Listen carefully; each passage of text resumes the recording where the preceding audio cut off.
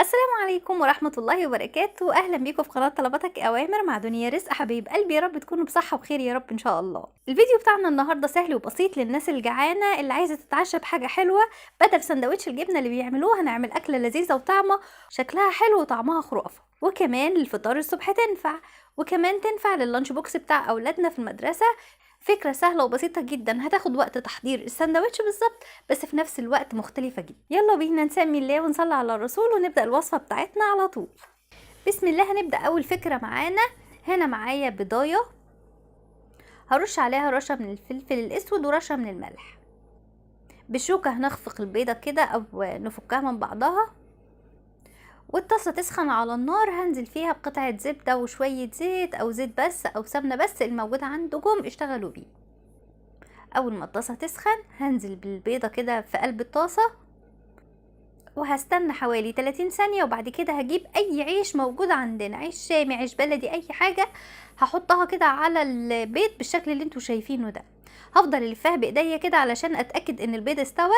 هنقلب الرغيف بالشكل اللي انتوا شايفينه، وبعد كده هجيب شريحتين من اللانشون وهحطهم، وهحط جبنه تشيدر او اي جبنه بتحبوها، جبنه بيضه، جبنه نستو، اي جبنه بتحبوها حطوها.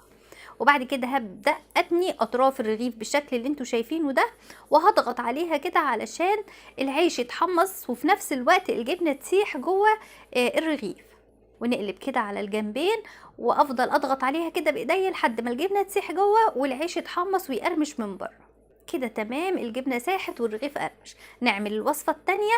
برضو بيضة مخفوقة كده بملح وفلفل عليها، حاجة بسيطة، وبحط عليها شوية من البسطرمة المتقطعة صغير، وشوية من الفلفل الألوان المتقطع صغير، وشوية من الزيتون، وممكن تحطوا أي حاجة بتحبوها جوه البيض. وهنقلبهم كده كلهم في بعض كويس جدا، يعني هنخفقهم كلهم مع بعض لحد المكونات كلها ما تتجانس مع بعض. برضو هنجيب قطعة من الزبدة أو زيت، أي حاجة اللي بتستخدموه، وننزل بالخليط اللي معانا في الطبق. واول ما يفرش كده هنزل برضو بالرغيف واضغط عليها بايديا، وافضل الفها شوية بشوية كده لحد ما اتأكد ان البيض والفلفل والمكونات اللي تحت الرغيف كلها استوت، وبتبدأ تلف معايا وتلزق في الرغيف بالشكل اللي انتوا شايفينه ده. ببدأ ارش كده عليها رشة من الجبنة الموتزاريلا، دي فكرة تانية بدل الفكرة الاولى. ونضغط عليها كده برضو من الجنبين نلفها، واضغط عليها واسيبها لما الجبنه الموتزاريلا تسيح جوه، وكمان العيش يتحمص من بره كله. بيتحمص تحميصه بسيطه كده زي سندوتشات الشاورما بتاعت بره والكريب. والفكره في ثواني بتتعمل، في ثواني بنكون عملنا احلى سندوتشات بطعم وشكل مختلف لللانش بوكس في المدرسه، لفطارنا الصبح، العشاء بالليل. زي ما انتوا شايفين ما خدش وقت مننا خالص، في وقت قياسي عملناه.